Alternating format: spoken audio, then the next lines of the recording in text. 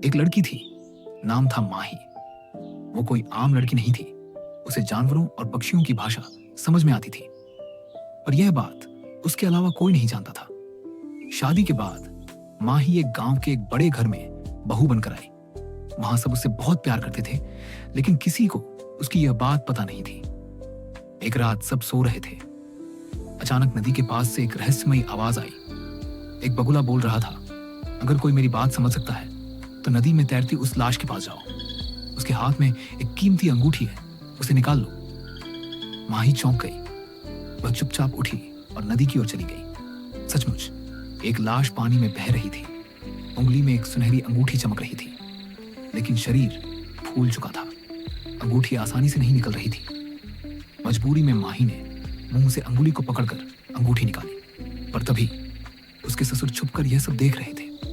उन्हें लगा, ये लड़की रात में लाश को खा रही है, जरूर ये आदमियों को मारकर खाती है। अगले दिन उन्होंने अपने बेटे अर्जुन से कहा, तुम्हारी बीवी भूतनी है, उसे उसके मायके छोड़कर आऊंगा। अर्जुन कुछ नहीं बोल सका, चुपचाप मान गया। अगले दिन माही को लेकर ससुर मायके की ओर निकल पड़े। रास्ते में थक कर एक पेड़ के नीचे आराम करने लगे। तभी ऊपर एक कौवा जोर जोर से कांव कांव करने लगा।